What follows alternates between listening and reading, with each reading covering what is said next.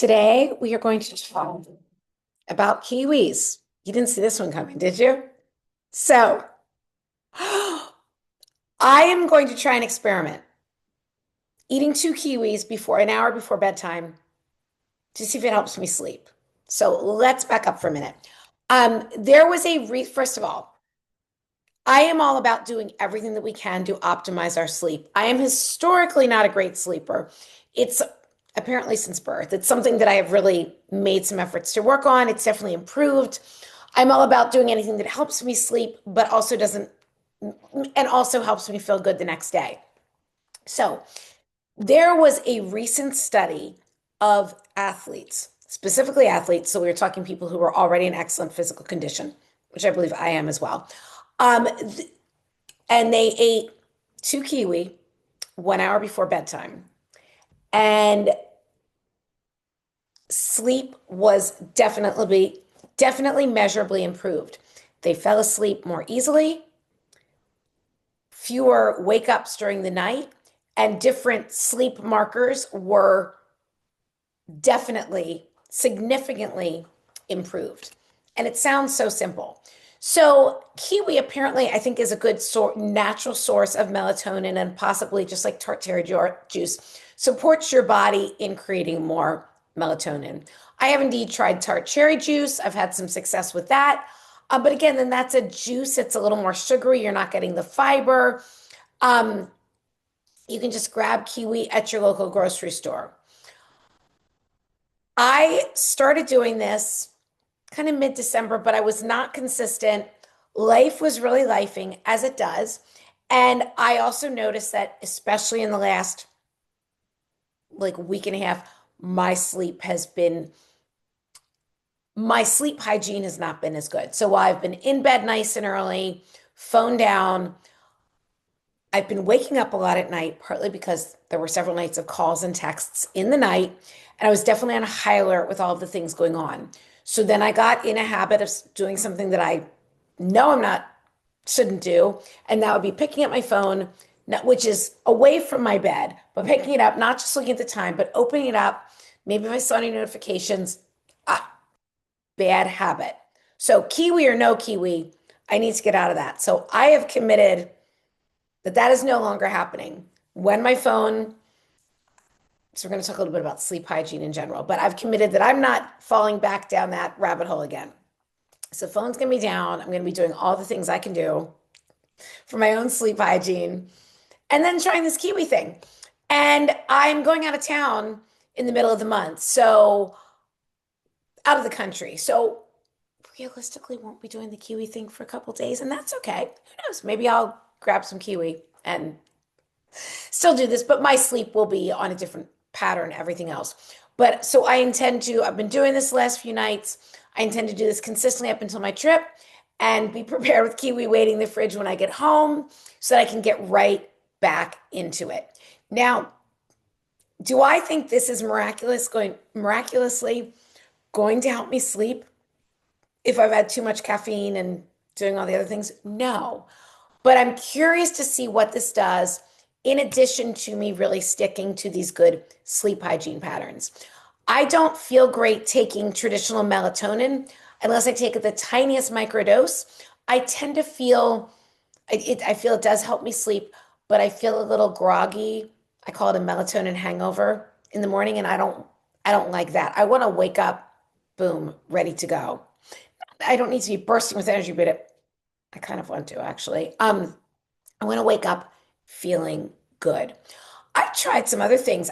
There's a sleep cocoa that I've used that I love, absolutely love. That has tart cherry extract and some other things, super clean. So that's something else. There are products out there that are natural and can be very helpful. And something might work for one person and not for another. So I'm all about experimenting, but at the end of the day, I do believe nothing is there's not one magic fix. So much of it is healthy habits. Just like I was saying, there's no magic shake, pill, powder, like you need to, when it comes to weight loss. Same thing with all of these health improvements. So just to talk about, so I'm going to hop back on, try to do it before my trip, let you know what I'm noticing after 2 weeks, and then we'll, assuming this is going well, I'm just going to keep going. So, kiwi, also, like, there's no downside to eating kiwi. It's nutritious, it's a great source of vitamin C. It's got a decent amount of fiber, nothing crazy, but people do say kiwis really keep you regular. So, that's great too if you have any bloating or anything like that. Um, Two kiwis is around 100 calories. So, you want to make sure that's fitting into your goals for the day. Um, Skin on or skin off? For me, skin off. There's no way some people eat the skin. Oh, no way. Now, a golden kiwi isn't as hairy, and I can kind of slice those and if it's thin and eat the skin, but I'm gonna go with traditional green kiwi. I feel like the golden ones are a little almost overly sweet. So we're going to give this a try. I will absolutely report back, but I'm also going to be doing all the other things.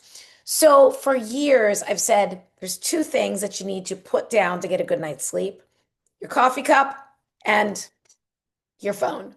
So obviously, caffeine can be a huge factor in sleep, and I think people underestimate the effect that it has.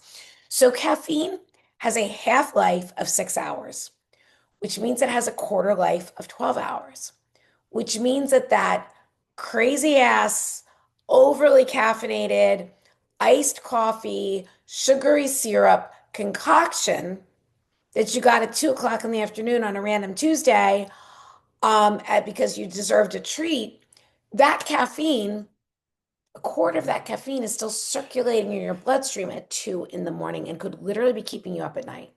So, a great goal, and am I perfect with this? No, but I've gotten much better, is to cut off your caffeine 12 hours before you plan to go to bed.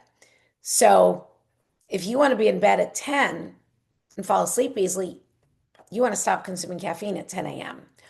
And I know for a lot of people that sounds harsh when they're used to spacing out throughout the day. I have learned to, what I'm doing now, I love to go to bed early. I love to get up early.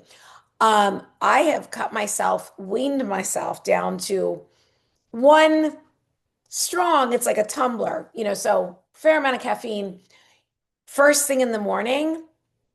And I know some people don't caffeinate until after they've eaten. That's fine. I have mine when I get, not the second I get out of bed, but it's probably within half an hour. Um, and then after that, I just switch to decaf. And that's working for me. Are there days where I think, oh, gee, I could use a little more caffeine? Sure. But I'd rather sleep at night. I'd rather sleep at night.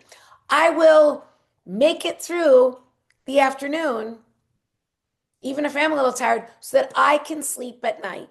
That's more important. So you start to get in this habit of putting the coffee cup down, and you do find your sleep is going to get better. And if I want coffee, because there is something comforting, I love coffee. I'll make decaf. I found some really good instant decaf. It's the I have to check, like, this Nescafe Gold instant espresso. The decaf is delicious. Just saying. So and then putting down the phone, and this is really for two reasons. My cute little pick.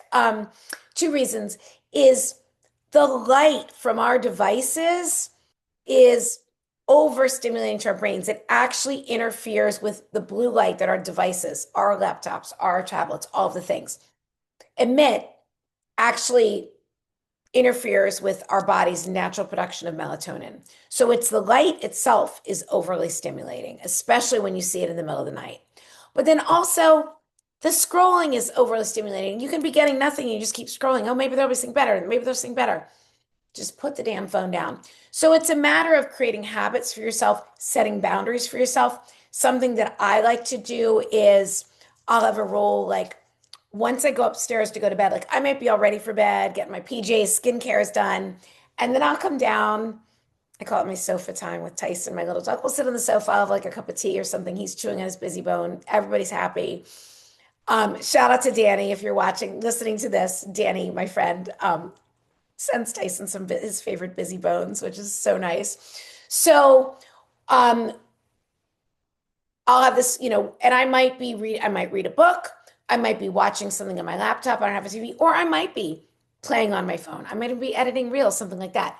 But then the rule is, for me, When I go upstairs to get in bed, my phone goes in the charger, which is in my bathroom, and I get in bed. Even if I'm going to stay up and read or something, my phone is away from me and I'm done.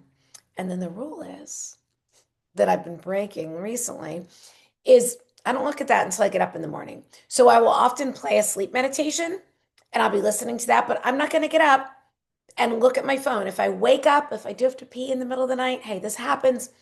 Not going to look at the phone. I'm going to walk right past it. So I think those are some of the most important things. Some other things that are super helpful to improving your sleep, getting natural light in your eyes during the day helps like regulate your circadian rhythms.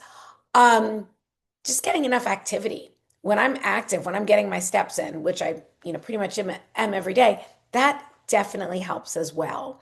And then also just having some type of bit of a routine in the evening that helps you wind down that you can say the workday is done and now I'm relaxing. And for those of us who are self-employed, like sometimes it's hard for the workday to be done because you're always checking on things, but sometimes you just have to say, no, this can wait. I'll deal with this in the morning, or I'll check my phone again in the morning. I'm not going to go looking for stuff. So, can eating 2 kiwi before bed improve your sleep, my sleep? We're going to give it a shot. But again, let's do all the other sleep stuff first. Oh, a couple other quick tips too. When I travel, I bring children's Benadryl with me. I will to make sure I go to sleep in a strange place, different time zones like that. I'll take a Benadryl. I don't even want to say it knocks me out, but it definitely helps me fall asleep. And Benadryl wears off pretty quickly, so it's not like I'm going to be feeling the effects of that in the morning. Um, Magnesium at night is also super helpful. I take a magnesium blend every night. I've been doing this for years and years and years. Magnesium will also help keep you regular.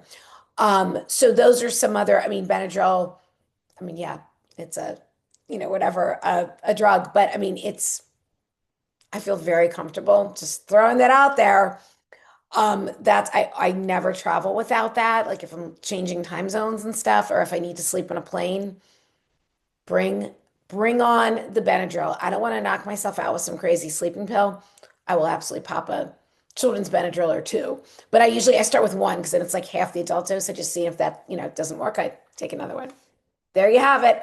I am all about keeping things real. Like, I just I eat I eat real food. I eat like the cleanest, no ingredient food.